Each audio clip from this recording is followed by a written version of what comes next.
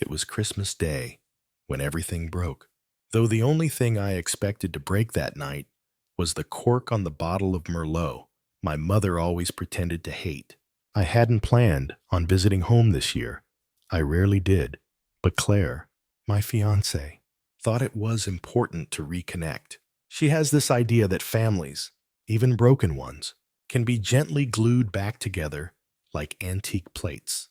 The house smelled like it always did in winter, some mix of cinnamon candles, burnt toast, and damp wood. No matter how many times my dad replaced the insulation, Claire was radiant in her holiday dress. The one with the green sleeves, she said, made her feel like an ornament, but hot.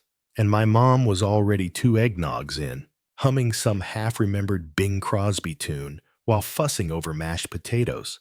My younger brother Noah brought his latest girlfriend, Tara, or Laura, or something equally temporary. And my dad kept asking me if photography still paid the bills. Like I hadn't already shot 2 magazine covers this year. We got through dinner in the usual fog of polite silence and subtle judgment. Claire fielding awkward questions about wedding colors and hypothetical children. Then, as always, my mom pulled out the family photo albums, like it was a surprise. I just happened to find these while cleaning out the closet, she said, which would have been more believable if she didn't say the same thing every year since I was 10. I never liked looking at them, not because of the memories, those I barely had, but because something always felt off. Still, I smiled, sipped wine, and leaned into Claire as she flipped through the plastic sleeves like a tourist at a museum. The first album was benign enough. Baby Noah in a Halloween pumpkin outfit, my dad with a mullet that should have been a felony, birthday cakes with names written in too much frosting. Then came the second album, the one labeled Ethan's Early Years. That's when Claire froze. Her hand went rigid on the page, fingers pressing into the glossy image of me at what looked like age 5, standing in front of a red brick house I didn't recognize. Ethan, she whispered, voice low. Don't you see it? I laughed, uneasy. See what? She didn't answer, just turned the page, and then another. How can you not see it? She said again, pulling the album closer. Her knuckles were white. The images all had me, sure. Same haircut, same smile. But it was the same smile. Exactly. No variation. Every photo, the same expression, like someone had copied and pasted my face across different backgrounds. In one, I stood beside a mailbox. In another, beside a school bus I didn't remember riding. Even the shadows looked manufactured. Claire reached into her coat pocket and slid out 3 loose photos she had apparently taken from the pile while my mom was in the kitchen. These too, she said. I stared. My face was in all of them, but something was wrong with the lighting. The angles. In one, my head was slightly blurred at the edges, like someone hadn't finished cutting me out. In another, the baby, supposedly me, had blue eyes. I don't have blue eyes. I felt my heart stutter. My breath went shallow. Claire grabbed my hand under the table. I think they faked your childhood, she whispered. I didn't respond. Couldn't. My mom was back now, talking about how I once tried to eat dirt in the backyard and how boys will be boys. I excused myself with a joke about too much wine. We left 20 minutes later, Claire blaming a migraine and me nodding like a bobblehead.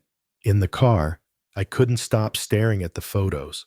The more I looked, the more I felt unmade, like my past was a prop closet and someone had gone wild with the glue stick.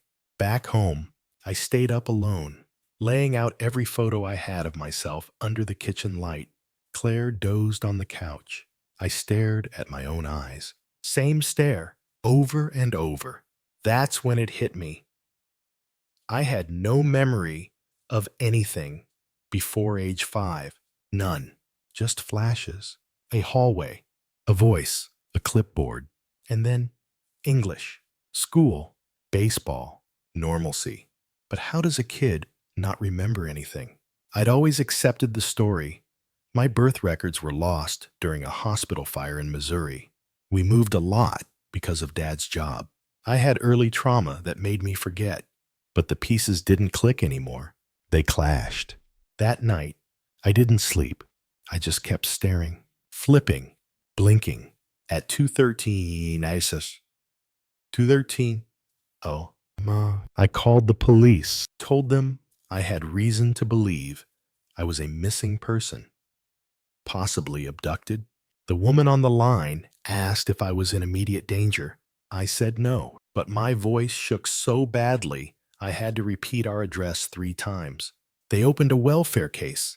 The next day, 2 detectives knocked on our apartment door. I handed over the photos, told them everything. My name, my doubts, my missing memories. One of them asked if I'd ever taken a DNA test. I hadn't. I ordered one that afternoon. When the results came back 2 weeks later, they confirmed what I already feared. I wasn't biologically related to either of my parents, not even close. The report included a match. A woman in San Diego, California, 47 years old, name, Ava Landry, occupation, private caregiver, listed me as a close relative. I emailed her. 2 days passed before she replied. One line. Can we talk? The video call was short. Her hands shook. Mine did too. Ethan, she asked. No, I guess. Not Ethan. Her voice cracked.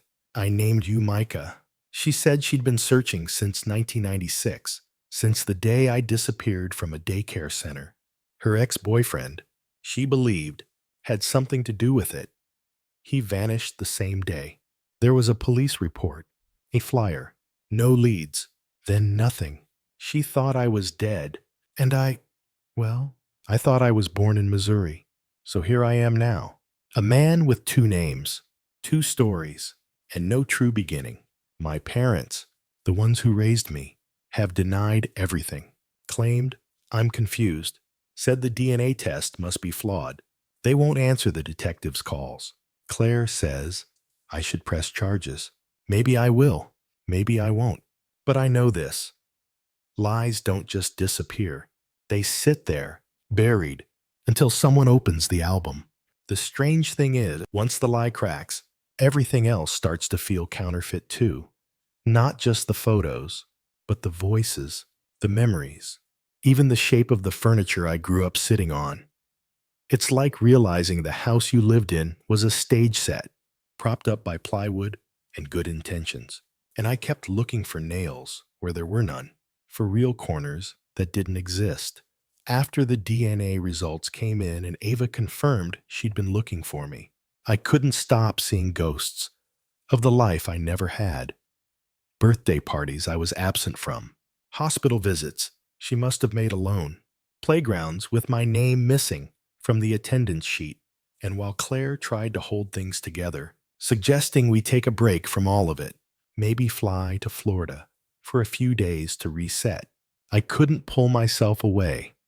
I spent hours combing through old documents, school registration forms, pediatrician bills, all conveniently starting when I was 5, never before. And the police had now assigned a detective, Deshaun Carter, mid-40s, tired eyes, the kind of man who carried the weight of 20 years of cases in the way he rubbed his temples before asking anything serious. He visited me 3 times in the first week, the last time with a folder full of redacted reports, including one from 1996. Missing child, Micah Landry, age 5, San Diego.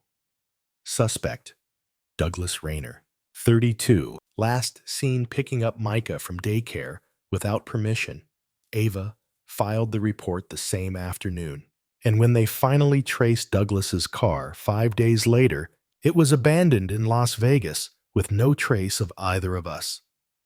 The trail had gone cold for decades until now. Deshaun wasn't quick to believe anything, but he listened, and when I showed him the photos Claire had pulled from the album, He raised his eyebrows slightly and said, "That's some seriously sloppy editing," which was the first time I laughed in a week. We drove to my parents' house in Portland the next morning, unannounced.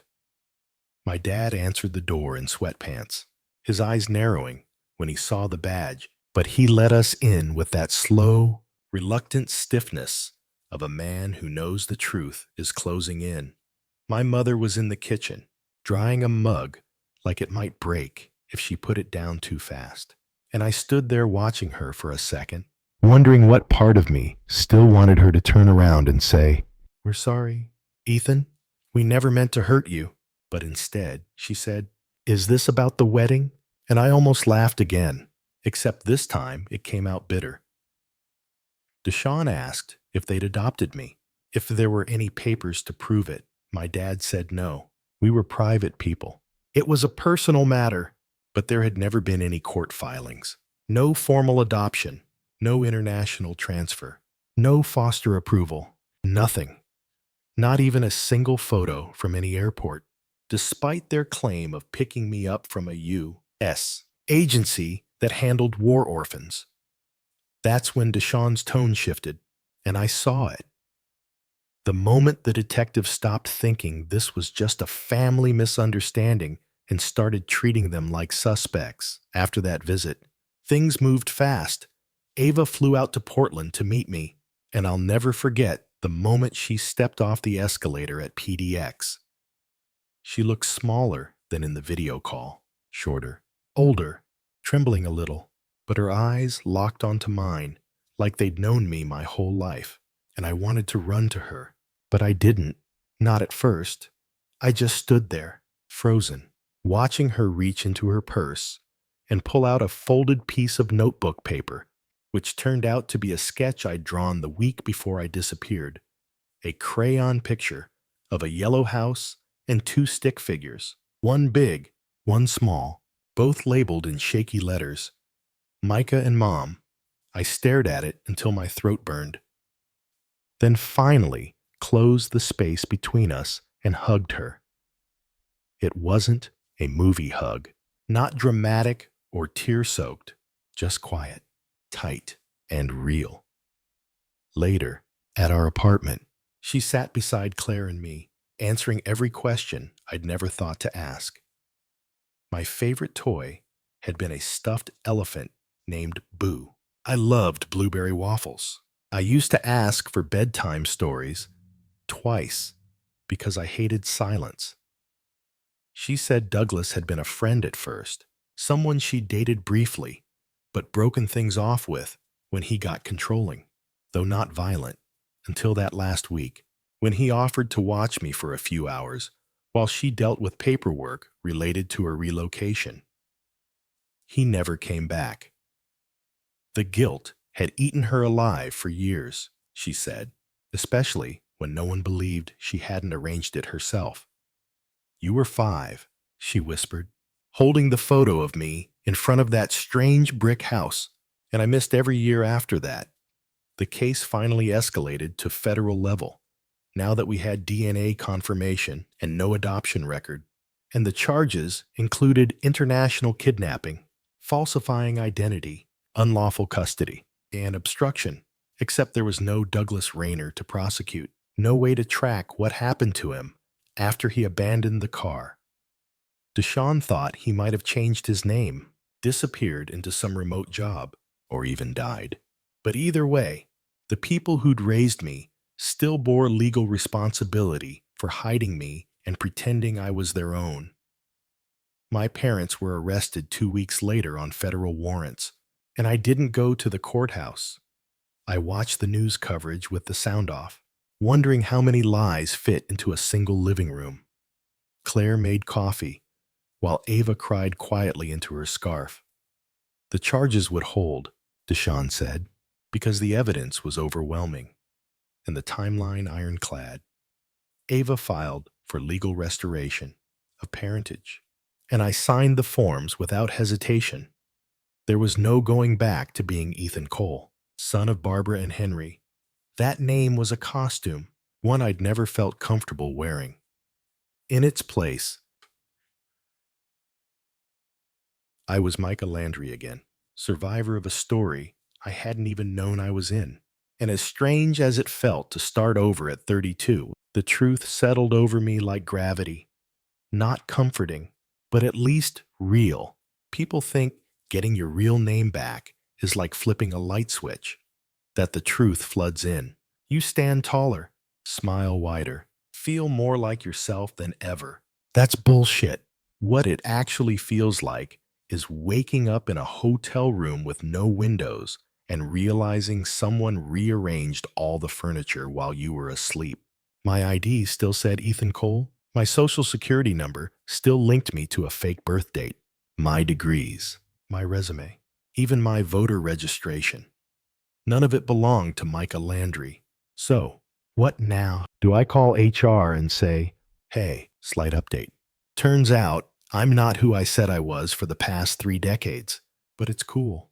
I've got a letter from my biological mom. The world doesn't have a system for this. There's no protocol for accidentally abducted and raised under a fake identity. The process of untangling my life from theirs, Barbara and Henry's, was slow, painful, and bizarrely bureaucratic. I had to go to court just to get permission to legally change my name back to the one that was mine to begin with. The judge didn't ask many questions. He just glanced over the documentation, the DNA, the statements, the federal case file, and said, "You've been through enough," before signing the papers. Still, I left the courthouse feeling hollow. Claire squeezed my hand, tried to smile, but we both knew that the ceremony of it didn't erase the years that had already happened under the wrong name. Ava, my mom, moved into a small apartment about 10 minutes from ours.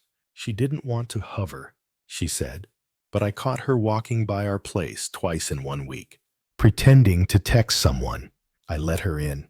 She brought soup. Again, that's kind of her thing now. She keeps trying to feed me as if calories will make up for lost time. We don't talk much about Douglas. I've searched, of course, so has Detective Carter's team, but nothing solid, just whispers, maybe sightings, some records that may or may not be him under new names, dead ends. And in a way, maybe that's a mercy. I don't know what I'd do if I had to look him in the face. He's the reason my life forked into this bizarre timeline in the first place. Ava says she sometimes dreams about seeing him at a gas station, just filling up, like nothing happened. That makes my blood run cold. Meanwhile, the news coverage faded fast. A couple of local stations picked it up. Oregon man discovers he was abducted as a child. But the world moves on fast. No Netflix documentary, no Dateline episode. Just me trying to figure out if I still like banana bread and whether Micah Landry is someone I'm even allowed to be. One morning, a month after the court hearing, I went through a box labeled Ethan's childhood keepsakes. Barbara had dropped it off via her lawyer. I don't know why I opened it. Morbid curiosity. Maybe. Inside were school drawings, fake report cards, even a photo of me in a Halloween costume I now knew had been staged. A Polaroid with age 6 scribbled on the back, except I was clearly closer to 4. The lies had layers, fabricated birthdays, forged immunization records. There was even a fake birth certificate tucked between 2 coloring books. My whole identity had been one big performance. Claire walked in halfway through and found me sitting on the living room floor, surrounded by fake nostalgia. "Want me to burn it?" she asked. "Tempting," I said, "but I think I need to see it first. Just once. Then it can go." She nodded, sat beside me, and didn't say anything else. She's good like that. Afterward, we walked down to the park. It was cold, the kind of gray Portland day where the sky never really decides what it wants to do. Ava met us there. I hadn't planned to invite her, but I'd texted her without thinking. She arrived with hot coffee in one hand and gloves she insisted I wear in the other. We sat on a bench, watching dogs chase each other, none of us really talking. Finally, she said, "You used to love the slide. You'd scream laugh every time. I thought the neighbors were going to file a noise complaint. I laughed softly. I hate slides now, she smiled. But I saw her eyes twitch. I don't know how to make this up to you. Micah, you don't have to, I said. You just have to stay. She nodded, eyes glassy. Later that week, I finally went through what little paperwork we'd managed to retrieve from Serbia. Ava had tracked down my old pediatrician there. The woman had retired, but she remembered me, said I was quiet, healthy, curious. She sent over a scanned drawing I'd once given her. A blue dinosaur. I don't remember drawing it, but I felt it. I knew the shade of blue. I showed it to Claire. She teared up. That's you, she whispered.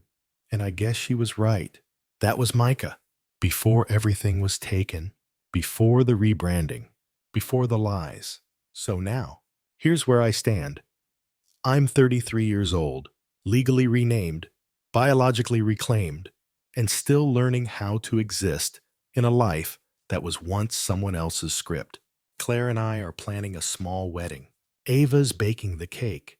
My former parents, I haven't heard from them. Don't plan to. The last voicemail I got was from Barbara. She said she forgave me. The irony of that nearly sent me into orbit. I deleted it without listening to the rest. Sometimes I still wake up wondering which name to respond to.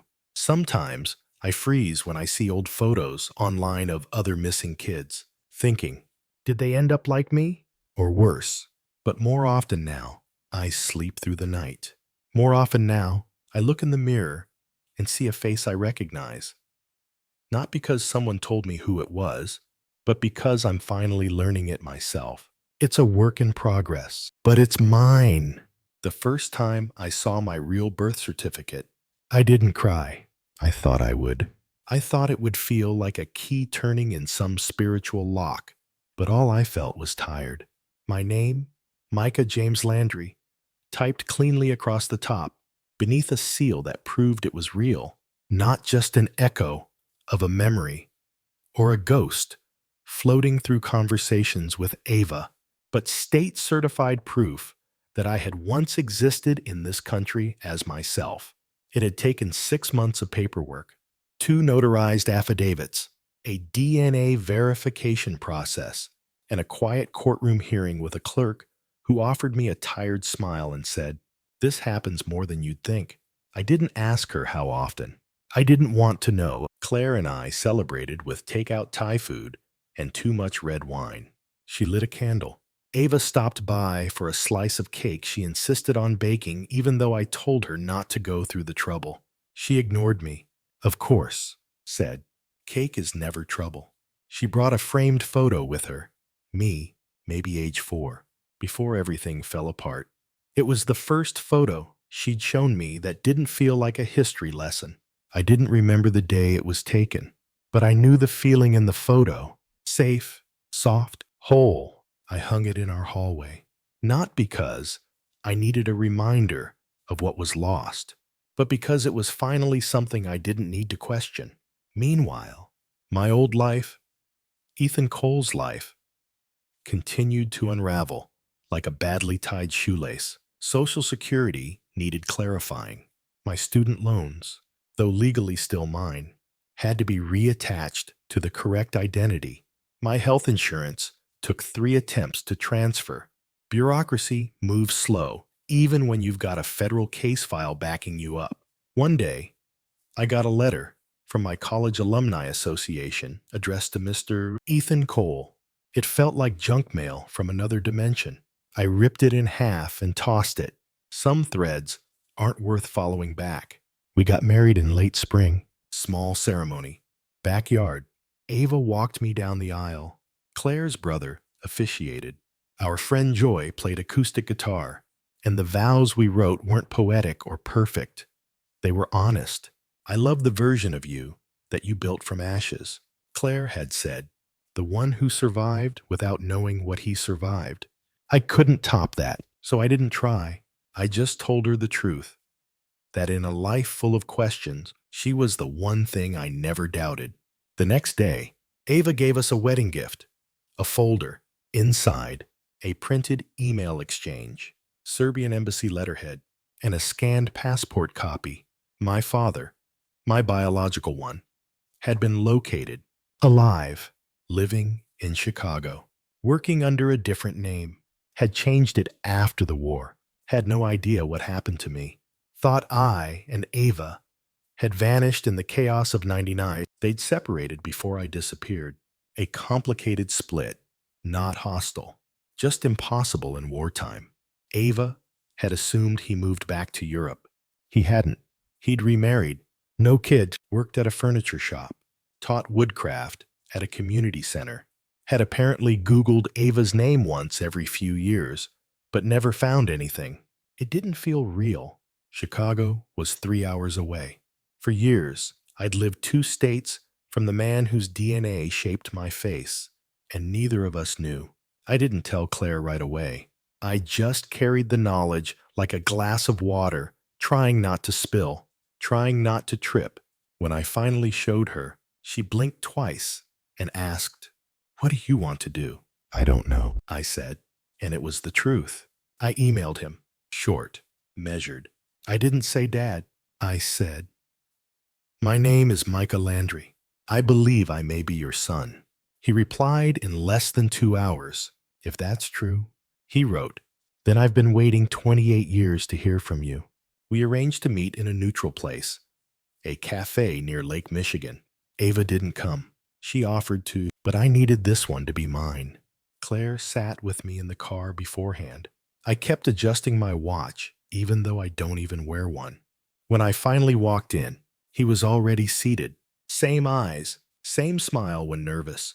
He stood slowly, like he wasn't sure if he was allowed to hug me. I nodded once. That was enough. We shook hands.